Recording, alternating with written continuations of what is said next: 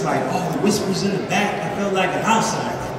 He's been trained. Can't believe this. He's gonna be rebounding with Vince Carter. He's gonna be sick with it. I was thinking to myself, yeah, y'all in trouble. All of y'all, I hope y'all getting this, because there's gonna be a bag of problems when I come back. And no, but they were all gracious. They didn't want to see me go. I didn't want to leave, but if you had been watching the All-Star game the previous year, I happened to be on the sidelines commentating for NBA Inside Stuff. And Vince Carter happened to be in that dunk contest. Has anybody seen clips from that? Yeah, they got to see the clips of the dunk contest with Vince Carter. That had to be one of the greatest dunk contests of all time, history. Just amazing. And I'm getting ready to be passing this guy the ball. When did that sink in? Was it first it sunk practice? in the minute they said you got traded to Toronto. I was like, oh Jesus, somebody's in trouble. Yeah, we were on the receiving end of many of each other's passes that led to a lot of enjoyment from the fans, Canadians worldwide, and it was just a beautiful layer to my career, being able to play not only in the city of Toronto, but the country of Canada, because of the graciousness I've received, like from coast to coast, from all the fans, and I just so much appreciate each and every one of you. Thank you.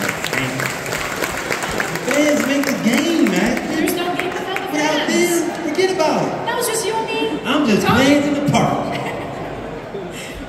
So speaking about obviously the impact of your team's impact on basketball in Canada, you were just in Paris at the Olympics, and you referred to our national team, I think, as your Canadian cousins. That's right. Have you been following the trajectory of our national team, and what do you think of the stars currently in the NBA from Canada? I just think that Canada is about to explode onto the world stage. That's what I think. I mean, Shea Gilgeous-Alexander, SGA, give it up for SGA. He's just so smooth. Boy, he's dripping with smoothness. And I love his game. Another young player, now this guy comes with a little bit of controversy and a little bit of edge, but I coached him in high school. Dylan Brooks. Where did you coach him? Yeah, at Finley Prep in Las Vegas. And look back, his mom calls me and says, "Hey, Coach Williams, I see you, because we coached Anthony Bennett, #1 pick in the draft from Canada, right? First Canadian #1 pick. Yeah, I was there coaching. Then Corey Joseph, might have heard of him. Yeah, I was in Las Vegas coaching. Tristan Thomas, might have heard of him. Yep, I was in Las Vegas coaching. But the funny thing about those two were, I came to the school just to play them in some pickup, and they said, "Hey, JYD, you came to my middle school and talked to me in Toronto when I was a kid, so I applied myself to basketball." And I was like, "You are really talented." They were like, "Well, can you come up here and help coach?" And so I did.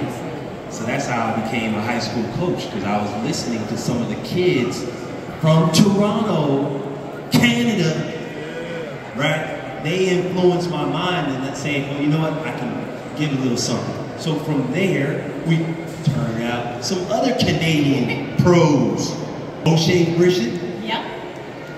I coached him. NBA champion. Come on, man. Shout out to O'Shea. But it was just a great experience, because it was like a pipeline. So a lot of Canadians came over and got coached by myself, Mike Peck, Todd Simon, who worked with Finley Prep, and we just loved on them and let them know, and they felt comfortable because I knew everything about Canada, and they were just like, you know, they knew I had their back. And obviously, I gave them all the push I could to get them to their dreams of playing in the NBA.